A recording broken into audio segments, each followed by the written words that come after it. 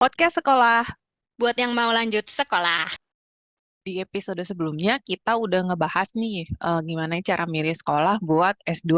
Nah, kali ini kita mau bahas untuk S3. Itu yang S2. Terus sekarang yang Mm-mm. S3, lo sempet nyeritain sih yang di episode pertama kan, ya lo keterimanya yang itu. Iya sama kayak S2, cuma ini doang yang nerima gue. Tapi lo ada kayak kriteria lainnya nggak sih? Kayak eh lo tuh mau projectnya yang kayak begini. Dan lo Oh, kan tetap kan pengennya Eropa kan? gue pengennya gue pakai life cycle assessment itu. Jadi Pakai apa? semua yang life cycle assessment. Oh, life Jadi cycle. life cycle assessment itu adalah sekalian gue akan memberikan edukasi untuk para pendengar. Wow. Jadi ini tuh analytical tools yang bisa dipakai buat kuantifikasi environmental impacts. Jadi Mm-mm. kan kadang kita sering bilang, oh iya tuh kalau misalnya kita makan sapi Mm-mm. per kilo itu sama dengan Carbon entahlah footprintnya sekian gitu. berapa ribu kilo air atau X kilogram CO2 gitu. Nah, itu Heeh. tuh pakai life cycle assessment. Jadi, sebelum gue S3 itu gue maunya employment base dan gue Mm. pakai LCA gitu. Tapi gue nggak ada Hmm. kriteria khusus. Oh, LCA-nya harus dipakai di waste management. Oh, Mm-mm. LCA-nya harus dipakai di plastik gitu. Enggak, Ya, ya, pokoknya ya. asal LCA aja. Oh, ya, ya, ya, ya. Mirip sih, gue juga dari S2 ke S3 kan gue jedanya ada 9 tahun ya, 9 hampir 10 tahun kan. Mm-mm. Selama jeda itu tuh ya kayak lu, jadi gue udah punya fokus, gue tuh mau projectnya yang kayak apa akhirnya. Dan gue akhirnya memutuskan gue maunya di Inggris. Udah, jadi gue cuma nyari UK, pokoknya UK, Oh, nggak mau berarti sangat negara fokus lain. ya. Mm-mm, sangat fokus, gue cuma mau UK doang. Itu Eh, gara-gara gue pengen bisa bahasa Inggris. oh sekarang lu udah agak ini ya, pergeseran logikanya udah, "Oh, sekarang gue harus bisa bahasa Inggris. Gue akan Iya, pergi ke Inggris." iya. Terus gue kan pas di S2-nya fokusnya molekular ya. Pas balik ke Indonesia, gue riset di bidang itu tuh susah banget, labnya nggak memadai. Nggak punya alat. Ya, departemen gue nggak punya alatnya. Nah, itu kan jadi kayak udah stressful banget kan. Makanya akhirnya gue nggak mau di yang molekuler lagi. Kayak percuma lah gue nggak bisa ngerjain ini di Indonesia, di departemen nggak ada ininya dan nggak ada yang ngerti gitu loh strugglingnya gue. Akhirnya gue baca-baca, gue nemu ada namanya molekular epidemiologi. Hmm. Nah, yang Tapi tetap molekuler. iya, tetap molekuler, tapi fokusnya ke epidemiologinya. Gue ngeliat aplikasi dari yang eh, ep- yang sekarang gue ambil ini tuh bisa bisa untuk bisa banyak sih, asalkan lu udah ngerti satu modeling cara pakai R kan lu bisa pakai buat yang lain kan. Ah. Nah, akhirnya gue cari projectnya yang berbasis itu. Gue nggak lagi nyari yang nge-lab, yang wet lab akhirnya. Hmm. Hmm, hmm, hmm, hmm, hmm. Terus, udah deh dapet deh yang sekarang. Hihi. Hooray. Jadi kayaknya beda ya cara pilih sekolah S2 dengan S3 ya. Heeh. Oke, sekarang selain dari topiknya, apalagi yang kira-kira harus dipertimbangkan Nah, kalau itu orang mau gua kuliah negara S3? menurut gua tuh. Bukan negara. Karena, Maksud gua struktur program. oh, maksudnya Karena gimana tuh struktur struktur program program? PhD itu kan akan berbeda tiap negara. Iya. Mm. Heeh. Nah, gua waktu gara-gara S2-nya di Wageningen, gua tuh udah sampai ini bukan struktur program kali ya, tapi struktur pendidikan.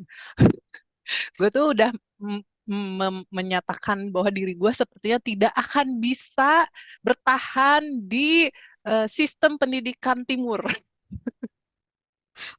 di Misalnya apa misalnya? di mana harus overtime gitu ya, nggak bisa Oh iya. pulang kalau senseinya belum pulang. Kayaknya gue nggak bisa. Dan harus overly apa sih menghormati yang lebih Nah, tua. gue kemarin pulang aja duluan, pembimbing gue di depan mata belum pulang, gue pulang aja. Itu lu nggak akan bisa kalau lu punya sensei. Waktu itu gue itu udah tahu tuh pas S2 gue kayaknya nggak bisa. Gue udah merasakan sistem barat, gue nggak mungkin ke timur waktu itu. Jadi gue udah nggak akan lagi nyari S3 ke negara timur. Terus yang kedua, gue cek per negara adalah sistem PhD-nya berapa tahun. Oh ya itu benar. Itu gua nggak cek. Gua mah Hmm. apa aja deh. gue ngecek, terus lihat kan kalau, Bentar. mm-mm. Kalau di Inggris tuh emang semuanya 3 tahun strukturnya atau gimana? Nah, beda-beda ternyata. Ada yang Tergantung 3 tahun, ada yang 4 tahun. Karena ada Hmm. universitas yang dia memang ngewajibin coursework tahun pertama. Oh, jadi full. Full 1 tahun pertamanya itu coursework, 3 tahun berikutnya yang dia penelitian. Nah, bentar-bentar. Kalau misalnya dia strukturnya 3 atau 4 tahun, terus Heeh. setelah 3 tahun belum beres, itu apa? Gimana? Kan ada progress review tiap tahun. Ah, gue nggak ada. Oh, kok gue ada tiap tahun tuh progress review. Itu berarti kan kalau itu kayak formal dari universitas ya, si Mm-mm. progress review itu. Dan Nah, gue tuh kayaknya nggak tahu apa itu itu tergantung supervisor atau enggak. Gue nggak pernah ada progress review. kayaknya itu tergantung universitas deh. Oh, Jadi yang sama se-UK adalah yang confirmation review tahun pertama. itu apa? Kalau Itu misalnya kayak go no go-nya gitu loh, gono-go confirmation. naon? Itu boleh apa enggaknya, go Oh, or no go. no, gue pikir itu satu gono-go. Bahasa apa itu? Iya, Hmm. yang kayak go or no go-nya gitu. Di itu confirmation review. Jadi kalau dari confirmation review-nya lu tuh udah dianggap akan kurang, disarankan untuk apa dikasih kesempatan persiapan 1 bulan atau 2 bulan gitu ya untuk confirmation retaking confirmation review. Kalau ternyata masih nggak lulus juga, lu diberhentikan gitu. Oh, Terus tiap tahun bakalan ada review lagi, progress review. Kalau misalnya ternyata nggak ada kemajuan, nanti kayak si program studinya bakalan nindak lanjuti gitulah. oh. Tapi Dan gue ini, rasa yang kayak gitu heeh, bagus deh. Maksudnya karena lu mm, akan terkontrol. Gue tuh betul. bener-bener kayak kayak ya udah deh, lu bocah sini gue lempar aja ke kolam renang. Terserah lu bisa renang apa enggak. Dan gua tuh ngisi supervisory meeting report itu wajib tiap bulan. Itu itu apa? Berapa Jadi kali ketemu ada supervisor? mereka mewajibkannya minimal 1 kali sebulan masukin Mm-mm. ke ininya ke akun kita gitu, akun student kita, hasil meetingnya apa, progresnya apa, terus dikasih tugas apa gitu yang deadline-nya kapan. Nanti kita input, terus disetujui oleh pembimbing, masuk tuh ke monthly review-nya. Nah, tapi di universitas Hmm. yang lain, ini di universitas gue bilangnya adalah sebagai visa compliance. Teman gue di kampus yang lain sama-sama di UK nggak ada sistem itu. Makanya Oh, ini berarti itu berarti ini tergantung uni. iya berarti kayaknya tergantung uni deh. Nah yang uni gue ini berarti bagus nih. Makanya mereka bilang sih tepat waktunya kelulusan tepat waktunya cukup tinggi kalau untuk mereka. Kalau kata gue sih bagus yang kayak gitu. Gue nggak ada sistem kayak gitu. Gue pernah kayaknya 3 bulan tuh nggak ketemu supervisor gue sama sekali. Waduh, supervisor gue buset tiap minggu minta ketemu, stres gue tiap Selasa. Gue tuh malah nggak ada. Terus gue yang ini tuh sebenarnya kayak kan maksudnya apa ya? Lu nggak pernah PhD sebelumnya, jadi kan lu nggak Heeh. tahu ya. Maksudnya PhD yang bener tuh kayak apa gitu. Mm-mm, Yang mm-mm. strukturnya kayak apa? Lu harus ketemu seberapa sering? Apakah gua yang book kalendernya dia tiap minggu atau tiap bulan atau gimana? Kan gua nggak tahu ya. Heeh. Ini aneh banget sih gue bilang. Tapi ya udahlah. Oh, ya yang di gua itu pas yang induction itu pertama kali dikasih tahu kan ada workshop wajibnya ya buat yang baru baru mulai PhD. Itu adalah nentuin berapa kali bakalan bimbingan dan bentuk bimbingannya Oh, mau kayak gimana gitu. Jadi misalnya lu nggak bisa bimbingan tiap kali tatap muka atau lewat Zoom meeting gitu. Mau lewat email aja, tapi harus rutin. oh, gue sih prefer yang kayak gitu sebenarnya. Maksudnya kalau gue pikir-pikir, yang kayak gitu lebih bagus sih sebenarnya. Mm-mm, Karena mm-mm, jelas strukturnya apa. Jadi kalau mm-mm. misalnya lu ada masalah juga pasti langsung ketahuan sama supervisor lu gitu kan. Iya, betul. Tapi yang di universitas yang lain, gue emang baca dia ada strukturnya gitu. Yang tahun pertama coursework, 3 tahun berikutnya risetnya. Terus ada Mm-mm. juga dia tuh emang 4 tahun karena ada 1 tahun lu tuh nyambi untuk ngambil sertifikasi ngajar. Oh, itu wajib. Jadi dia memang PhD-nya programnya kayak begitu. Oh, Tapi lu kalau misalnya mau milih yang tanpa ada dapat sertifikasi juga bisa. Jadi dia kayak ada 2 jalur. bagus sih. Heeh. Kalau lu mau ngambil yang pakai jalur yang ada sertifikasi, itu 4 tahun. Kalau yang tanpa sertifikasi yang 3 tahun gitu. Jadi gue waktu itu emang baca itu sih karena saking gue pengen cuma 3 tahun doang. Mohon maaf, gue Oh, tidak mau buang-buang waktu gue lu lama-lama. kesini dong 10 tahun tuh biar kayak warga lokal. Gue juga nggak ngerti mereka pada ngapain.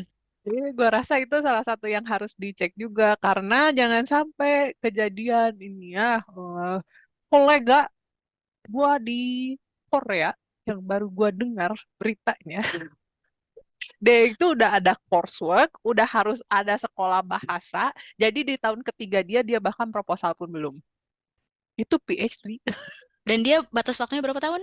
3 tahun. Hmm. Mohon maaf, itu Nah ya, cuma 1 tahun penelitian diploma apa S3 itu. nah dia suruh ke final aja dia 10 tahun tuh nggak apa-apa. Biar temenan sama warga lokal tetap gue mah. Abisnya aneh juga ya kalau dipikir-pikir. Kayaknya kalau di sini tuh bener-bener pure sistemnya tuh tergantung elu sama supervisor deh. Hmm. Soalnya paling syaratnya cuma berapa puluh kredit yang mesti lu lakukan. Selain Mm-mm. itu ya udah terserah gitu. Hmm. Misalnya ibarat lu disuruh milih supervisor, project, Mm-mm. universitas, kayaknya yang diduluin supervisor deh. Soalnya emang Hmm. apa ya, kalau PhD itu Hmm. bener-bener semua tergantung Tergantung supervisor. supervisor. Heeh, Iya bener ya, ya. bener-bener. Lu bisa aja gitu dapat PhD di kampus yang elit, terus projectnya keren, tapi kalau supervisor lu kacau ya Hilang-hilangan tetap kayak aja, ninja. heeh. Heeh, itu lu bakal susah. Jadi emang utamakan supervisor. Kalau lu bisa dapat supervisor yang enak, Heeh, project yang keren, terus kolega heeh, yang enak, kampus elit itu udah mungkin idealnya kayak gitu gitu. Cuma heeh. kalau lu cuma bisa milih satu, cari yang supervisor yang enak sih. Mm-mm. Iya sih. Oh, sama ini gue sebenarnya mau nambahin. Apaan? Gue tuh karena udah suka banget di Wageningen, salah satu yang gue cari juga adalah yang memang lokasi kampusnya kalau bisa jauh dari kota besar. Hmm, Waktu itu tapi gue itu kriterianya salah satunya juga. Gue kayak udah nggak terlalu terlalu memfokuskan ke yang jalan-jalan, tapi mencari yang suasana gitu. hmm, Mm-mm.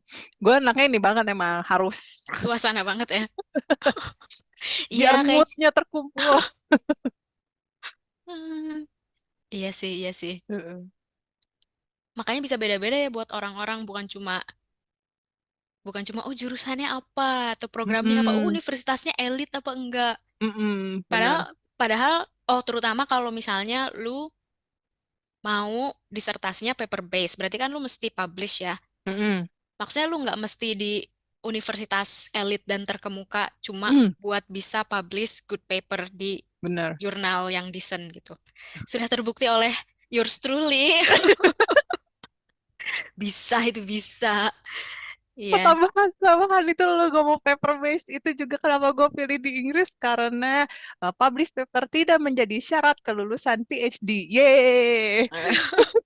Oh iya itu juga bisa ditentuin dari pertama. Soalnya kan kadang Mm-mm. ada yang ini kan ya. eh, Heeh. Lu Kayak bebas milih kan mau apa monogram ya? monograf, Mon- monograf. Monograph atau paper Mm-mm. base. Ya itu juga. Oh Mm-mm. itu juga mungkin bisa. Itu Mm-mm. benar-benar jadi pertimbangan juga. Kayaknya sih balik lagi ke apa yang mau lo kerjain itu deh yang paling penting. Nanti Mm-mm. dari situ kan mengkerucut sendiri ya. Dari Mm-mm. situ nanti bakal tersortir gitu universitas mana yang mungkin bisa lu apply gitu. Nah dari situ baru lu Mm-mm. tentukan lagi gitu Betul. kriterianya lebih jauh. Mm-mm.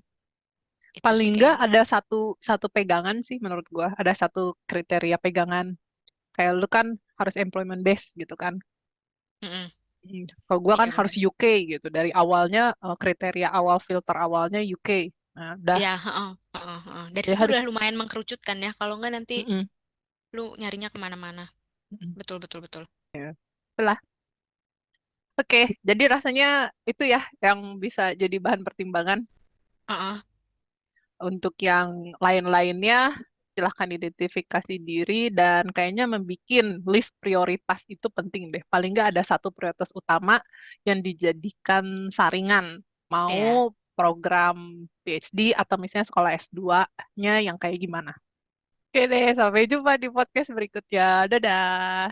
Dadah.